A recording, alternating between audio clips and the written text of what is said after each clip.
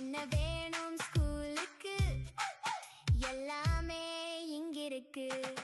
Super Saravana stores, Chennai, Madurai, Kovai.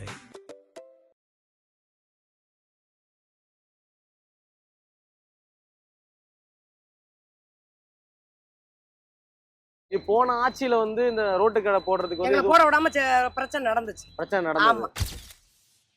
கஞ்சா டாஸ்மார்க் இதெல்லாம் ஒழிக்கணும். பொம்பளை பிள்ளைகளுக்கான நல்ல பாதுகாப்பு கொடுக்கணும், நல்ல படிப்பு திட்டத்தை கொடுக்கணும். எங்களுக்கு இந்த ரோட்டு கடையில் நாங்க போடுறவங்களுக்கு எங்களுக்கு நல்ல தொழில், எங்களுக்கு டிஸ்டர்ப் இல்லாம எந்த இது இல்லாம எங்களுக்கு கொடுக்கணும். பிளாக் மார்க் விழுந்துச்சு ஆல்ரெடி. இப்போ அதுக்கு என்ன பண்ணலாம் சொல்லி பார்த்துட்டு இருக்காங்க. ஓகே, அது கூட சீக்கிரம் எல்லாம் இது பண்றோம். போதைய மாத்திரம் கண்டிப்பா நிப்பாட்டி ஊர் மக்களே நல்ல விதமா வச்சா என் மகன் விஜய் நல்லா இருப்பேன். இப்ப ஒரு சிஎம் இந்த 20 நாள்லயே வந்து இப்போ இவ்வளவு பெரிய பிரச்சனை எப்படி நடக்கிறது வந்து என்ன காரணமா இருக்கும்னு நினைக்கிறீங்க? என்ன எல்லாம் இந்த கஞ்சா போதை பொருள் தான், வேற ஒண்ணுமே கிடையாது. அது முழுசா ஒன்றும் அழிச்சிட்டாங்கன்னா நல்லா இருக்கும். முழுசா அழிக்கணும் அப்படின்னா என்ன பண்ணணும்? என்ன பண்ணா முழுசா அழிக்கணும்? ஏற்ற அதிகாரிகள்கிட்ட கையில தான் இருக்கு. இப்ப எங்களுக்கு பரவாயில்லாம தெரியுது. அவர் வந்த உடனே அந்த கெட்ட விஜய் குடிக்கிறது கொள்றது கொஞ்சம் ஆம்பளையா கொஞ்சம் கண்ட்ரோலா தெரியுது. அதனால எங்களுக்கு நல்லா இருக்கு. ஒரு போலீஸ்காரன் வந்தாக்கா இந்த இது அது ஜெயலலிதா ஆட்சியா இருக்கட்டும், கலைஞர் ஆட்சியா இருக்கட்டும், எந்த ஆட்சியா இருக்கட்டும், ஆனா வந்து மடக்கும் போது ஒரு வயசு வித்தியாசம், ஒரு 80 வயசு 60 வயசு டிரைவரு, ஒரு 20 வயசு 25 வயசு வெள்ளை சட்டை போட்டவன், டேய் இறங்குடா, நித்துறா, ஓரங்கட்டுறா. அந்த ஆட்சியில வந்து டிரைவர் எல்லாருக்குமே மரியாதை கொடுக்கணும்.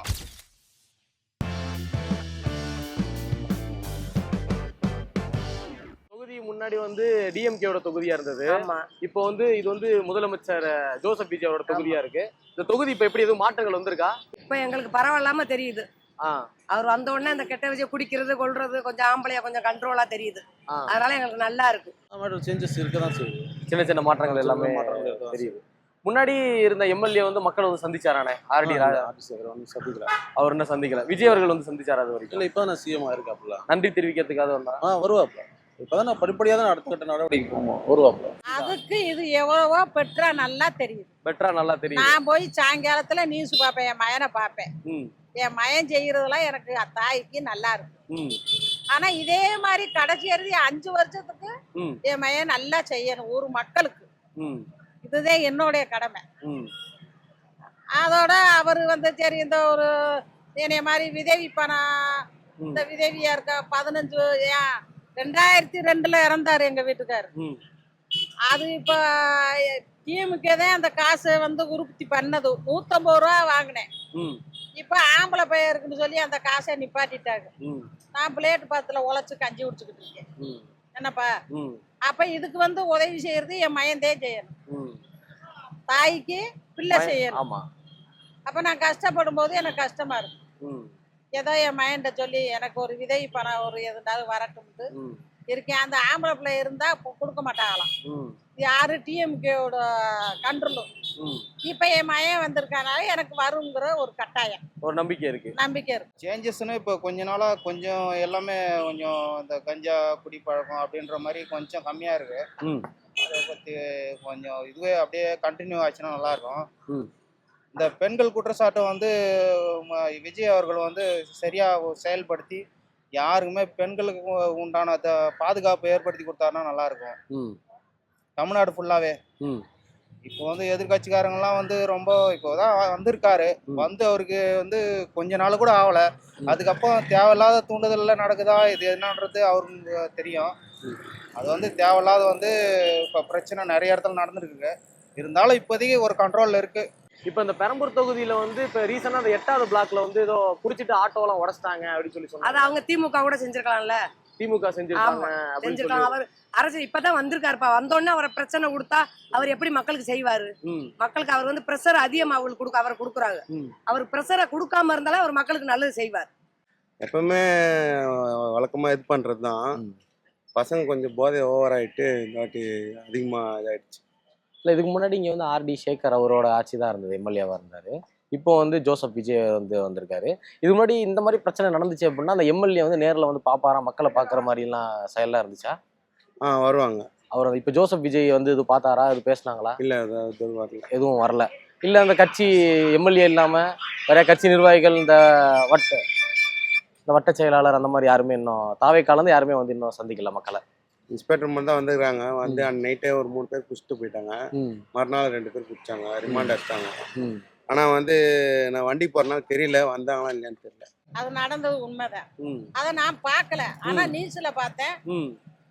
3 கார் உடஞ்சிருக்கு, ஆட்டோ உடஞ்சிருக்கு, எல்லாமே ரொம்ப அக்குறம் அநியாயம் செய்யறாங்க. ஆனா அந்த போதை பொருள்களை மாத்திரம் கண்ட்ரோல் பண்ணி என் மயன் நிப்பாட்டிட்டான்டா, எனக்கு ரொம்ப நல்லது. எங்க ஊர் மக்களுக்கே நல்லது. இப்ப எத்தனையோ மதுக்கடை அடைச்சிச்சு, அதே மாதிரி இந்த போதைக்கு இதையும் இன்னமும் அடைக்கணும், அப்பதான் நல்லா இருக்கும். கேள்விப்பட்டிருக்கோம், பேப்பர்லயும் போட்டிருக்காங்க. அது வந்து போலீஸ்காரங்க மற்றபடி அவங்க தான் வந்து நடவடிக்கை எடுக்கணும். அதான் விஜய் அவரோட தொகுதியிலே இந்த மாதிரி நடந்திருக்கு, எப்படி பாக்குறீங்க நீங்க?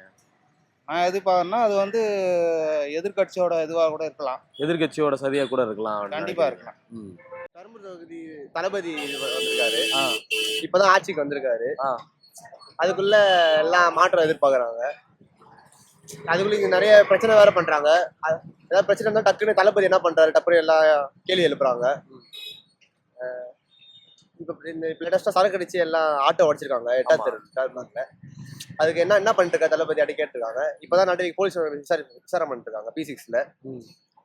அவ்வளவுதான், இதுக்கப்புறம் தான் போக பார்க்கலாம். இப்போ வந்து தளபதி வந்தா போதையை ஃபுல்லா தடுத்துருவேன் அப்படின்னு சொல்லி சொன்னாரு. ஆனா இப்போ அவர் வந்து ஒரு 20 நாள் ஆகுது. இந்த நேரத்துல இப்படி அவரோட தொகுதியில வந்து தண்ணியை போட்டு இந்த மாதிரி ஒரு பிரச்சனை நடந்திருக்கு அப்படின்னா அது ஒரு பெரிய பிளாக் மார்க் விழுந்துச்சு ஆல்ரெடி. இப்ப அதுக்கு என்ன பண்ணலாம் சொல்லி பார்த்துட்டு தான் இருக்காங்க. ஓகே, அது கூட சீக்கிரம் எல்லாம் இது பண்றோம். இல்ல மாறி நல்லா இப்போ கரெக்டா தான் போயின்னு இருக்கு, எல்லாமே கரெக்டா தான் போயின்னு இருக்கு. இப்போதைக்கு எல்லாம் கம்மியாயிட்டு தான் வருது, கம்மியாயிட்டு தான் வருது. எதுவுமே இப்போதைக்கு எல்லாமே ரேரா தான் இருக்கு. ஆன்சி கிடைக்க மாட்டேங்குது, மாவா எதுவுமே எல்லாமே ஸ்டாகா தான் இருக்குது. தலைவர் வந்துக்கிறாரு, கண்டிப்பா நல்லது நடக்கும். இப்ப இந்த பெரம்பூர் தொகுதியில வந்து இப்ப இந்த கரண்ட் கட்டு அந்த மாதிரி தண்ணி பிரச்சனை அதெல்லாம் எதுவும் வந்துச்சா? அது கரண்ட் கட்டு தண்ணி பிரச்சனை வந்தா அது வந்து அவங்க செஞ்சிருக்கலாம். இவர் வந்து கரண்டாக தண்ணி பிரச்சனை எல்லாம் பண்ணல, அவர் செஞ்சிருக்க, அவங்க செய்யலாம். இவர் ஆட்சியை நடத்த விடாம பண்ணா அப்ப என்னப்பா பண்றது? இப்பதானே வந்திருக்காரு, வரட்டும், மக்களுக்கு நல்லது செய்யணும்னு எங்களுக்கு நம்பிக்கை இருக்கு. அதனால ஓட்டு போட்டு உட்கார வச்சிருக்கான். உங்களுக்காக என்ன ஒண்ணுமே வேணாம், பிராந்தி அந்த இதுகளை ஒழிக்கணும், கஞ்சா டாஸ்மார்க் இதெல்லாம் ஒழிக்கணும். பொம்பளை பிள்ளைகளுக்கான நல்ல பாதுகாப்பு கொடுக்கணும், நல்ல படிப்பு திட்டத்தை கொடுக்கணும். எங்களுக்கு அந்த ரோட்டு கடையில் நாங்க போடுறவங்களுக்கு எங்களுக்கு நல்ல தொழில், எங்களுக்கு டிஸ்டர்ப் இல்லாம எந்த இது இல்லாம எங்களுக்கு கொடுக்கணும். ஒரு ஏரியாவுக்கு ஒரு கேமரா வச்சு போலீஸ்காரங்களை பார்க்கணும், பசங்க எல்லாம் என்ன பண்றாங்க அப்படின்னு சொல்லி. பசங்க குரூப்பா போய் சேர்ந்து இதை பண்ணி தான் அந்த மாதிரி நடக்கு தேவையில்லாம அந்த இளைஞருக்கு தான் பாக்குறாங்க. அதனால இது எல்லாமே இப்ப தளபதி வந்ததுனால போதை ஃபுல்லா நிப்பாட்ட முடியும்னு உங்களுக்கு நம்பிக்கை இருக்கா? நிப்பாட்டி எப்பதான் நிப்பாட்டுறதுன்னு எனக்கே தெரியல. அவங்களை எங்கனதான் கண்டுபிடிக்கிறது? அது நிப்பாட்டணுங்கிற ஒரு முயற்சியில தான் அது வந்தது. அப்ப இன்னமும் கொஞ்சம் கொஞ்சமா தான் அதை செய்ய முடியும். இது திமுக ஆட்சியில இந்த மாதிரி எல்லாம் அக்கிரமம் நடந்துச்சுங்களா? நடந்துச்சு. எல்லாம் அது அவங்கள சொல்ல காரணம் இல்ல, இவங்க செஞ்ச அநியாயத்துக்கு அவங்க என்னப்பாங்க. ஆட்சியில இருக்கவங்க என்ன செய்வாங்க, இதை செய்யாதேடா அதை செய்யாதேடா, இப்படி நடக்கடா இப்படி நடக்கடான்னு சொல்லத்தே ஒரு பேர். இவங்க கிருவத்துக்கு பேசுனா செஞ்சா என்ன செய்ய முடியும்? வேண்டுகோள் பண்ணா வந்து இப்போ உங்களுக்கு வந்து நாட்டு மக்களுக்கு இந்த முக்கியமானது வந்து ஒரு போக்குவரத்து பிரச்சனை, குடிநீர் பிரச்சனை, அதாவது பெண்களுக்கான முக்கியமா வந்து பெண்களுக்கு வந்து பாதுகாப்பு பிரச்சனை, இதை வந்து கேட்பேன். இருக்கு, ஆனா முடிஞ்சாலும் கண்ட்ரோல் பண்ணிக்கிட்டு தான் வராங்க. இருந்தாலும் மேபி 1-2 பேர் விற்க தான் செய்யறாங்க. அதுக்கேற்ற அதிகாரிங்களா டைட் பண்ணாங்கன்னா சரி, அதிகாரிகளா டைட் பண்ணாங்க அப்படின்னா. இப்போ முன்னாடி இந்த மாதிரி சம்பவம் எதுவும் நடந்திருக்கானே நம்மளோட பெரம்பூர்? நடந்துட்டு தான் இருக்கு. நடந்திருக்கு இதே மாதிரி நிறைய நடந்திருக்கு. இப்ப கொஞ்சம் கொஞ்சமா வருது. இல்ல கோரிக்கை கேட்கணும்னா அதான் எல்லாத்தையும் ஒழிக்கிறது தான். ரவுடி சார் கூடாது அதிகமா, அந்த ரேப்பு கீப்பு இதெல்லாம் கம்மி பண்ணணும். குழந்தைங்க மேல கை வைக்கிறதுலாம் கொஞ்சம் நல்ல தண்டனையா கொடுக்கணும். இந்த குழந்தைங்களை நோன்றவங்களுக்கு வந்து என்கவுண்டர், தூக்கு தண்டனை எது கொடுத்தாலும் ஓகே, அது மட்டும் கொஞ்சம் பாதுகாப்பு கொஞ்சம் அதிகமா பண்ணணும். என்ன எல்லாம் இந்த கஞ்சா போதை பொருள் தான், வேற ஒண்ணுமே கிடையாது. முழுசா ஒன்னும் அழிச்சிட்டாங்கன்னா நல்லா இருக்கும். முழுசா அழிக்கணும் அப்படின்னா என்ன பண்ணணும், என்ன பண்ணா முழுசா அழிக்கணும்? ஏற்ற அதிகாரிகள்கிட்ட கையில தான் இருக்கு. அதிகாரிகளோட கையில தான் இருக்கு. எப்படி தொழில நல்லா போகுதா? தொழில் கஷ்டம் தான்ப்பா, ரொம்ப வியாபாரம் இல்ல, ஒண்ணும் இல்ல, ரொம்ப கஷ்டப்படுறோம். ஏதோ ஒரு மயம் வந்திருக்காருன்னு சொல்லி நாங்க ஒரு தெம்புல இருக்கோம். பையன் சிஎம் வந்திருக்காரு இப்போ. ஆமா, என் பையன் வந்த உடனே தாய் பிள்ளை வந்தா தாய்க்கு கஷ்டம் இல்ல, அதனால இந்த ரோட்டு கடையை எங்களுக்கு உரிமையாக எதுனாலும் ஒன்று செஞ்சு கொடுக்கணும். இப்போ வந்து உங்க பையன் வந்து இப்போ பெரம்பூர் தொகுதியில இருக்கீங்க. ஆமா, இந்த தொகுதியோட இது எம்எல்ஏ வந்து பாத்தீங்கன்னா உங்க பையன் தான். என் மயந்தேன். உங்க பையன் தான். போன ஆட்சியில வந்து இந்த ரோட்டு கடை போடுறதுக்கு வந்து எங்களை போட விடாம பிரச்சனை நடந்துச்சு. பிரச்சனை நடந்தது. ஆமா. இப்போ வந்து இந்த ஆட்சியில வந்து இது வேணாம் இப்பதான் வந்திருக்கு. ஆனா மறுபடியும் எங்களுக்கு பிரச்சனை வருங்கிறது எனக்கு தெரியுது. ஆனா போட விட மாட்டாங்களோன்னு எங்களுக்கு தோணுது. ஆனா விஜய் அவர்கிட்ட நாங்க முதலமைச்சர்கிட்ட கேட்டுக்கிறது ஒண்ணு என்னன்னா, நாங்க வந்து 2000 அந்த பணம் அதுகெல்லாம் நாங்க கேட்கல. எங்க உழைப்புக்கான ஊழிய நாங்க உழைச்சு நாங்க சாப்பிட்டுக்கிறோம். அவர் நாட்டு மக்களை நல்லபடியா கவனிச்சு நல்லா பார்த்தாலே போதும். பொம்பளை பிள்ளைகளுக்கான பாதுகாப்பு, படிப்பு தொகை எல்லாமே பண்ணி குடிக்காம கொள்ளாம இளைஞர்களுக்கான வேலை எல்லா வாய்ப்பு கொடுத்தாலே எங்களுக்கு போதும். நாங்க உழைக்கிறோம். அந்த உழைப்புக்கு எங்களுக்கு கடையை தூக்க விடாம ரோட்டு கடையெல்லாம் நாங்கள பாதுகாப்பா உள்ள ஊடி போட சொல்லி எங்களுக்கு நல்லது செஞ்சாலே போதும். டிஎம்கே ஆட்சியில இருந்து இது ஒரு மாற்று அரசியலா இருக்கும் அப்படின்னு சொல்லி உங்களுக்கு நம்பிக்கை இருக்கா? எங்களுக்கு நம்பிக்கை இருக்கு. ஓகே. ஆமா, நம்பிக்கை இருக்கனால நாங்க ஓட்டு போட்டு உட்கார வச்சிருக்கோம். நான் ஒரு டிரைவரு. என்ன வந்து ஒரு போலீஸ்காரன், ஏதாவது நான் 20 வருஷமா 25 வருஷமா டிரைவரு. ஒரு போலீஸ்காரன் வந்தாக்கா இந்த இது அது ஜெயலலிதா ஆட்சியா இருக்கட்டும், கலைஞர் ஆட்சியா இருக்கட்டும், எந்த ஆட்சியா இருக்கட்டும், ஆனா வந்து மடக்கும் போதே ஒரு வயசு வித்தியாசம், ஒரு 80 வயசு 60 வயசு டிரைவரு, ஒரு 20 வயசு 25 வயசு வெள்ளை சட்டை போட்டவன், டேய் இறங்குடா, நித்துறா, ஓரங்கட்டுறா. அப்போ எங்களுக்கு வந்து ஒரு மரியாதை இல்லை, எங்களுக்கு வந்து வயசுக்கு மரியாதை இல்லை. அப்போ வந்து எங்க டிரைவர்னா அப்போ வந்து இழிச்சவாயும் எல்லாமே வந்து, ஏய் நில்றா, ஓரங்கட்டுறா. நீங்களே சொல்லுங்க, எப்படி அந்த மரியாதை இல்லாத பேச்சு பேசலாம்? எந்த போலீஸ்காரா இருந்தாலும் வெள்ளை சட்டை போட்டவங்க, நீங்களே சொல்லுங்க. எவ்வளவு மன உளைச்சல் ஆயிடுச்சு தெரியுமா? ஒரு டைம்ல எனக்கு இதனால வந்து 2-3 நாள் கூட ஏன்டா அந்த டிரைவர் வேலைக்கு வந்தோம், ஓடிடலாமா.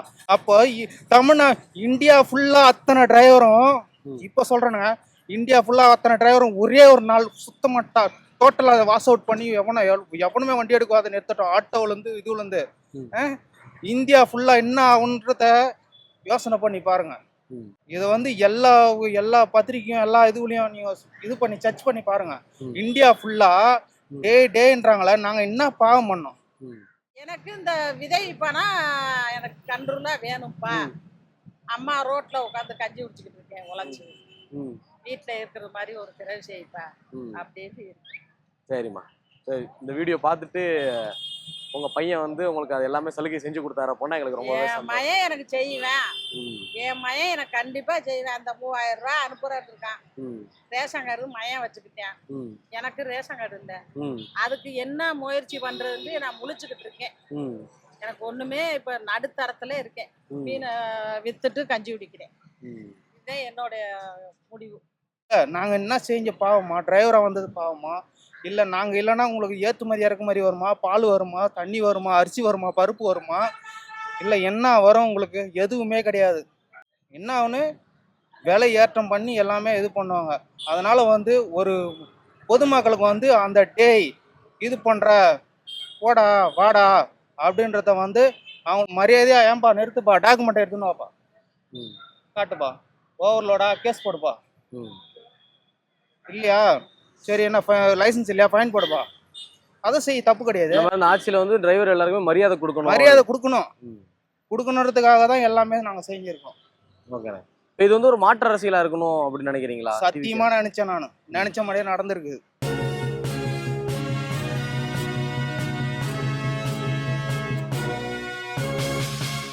என்ன வேணும் ஸ்கூலுக்கு, எல்லாமே இங்க இருக்கு. Super Saravana stores, Chennai, Madurai, Kovai.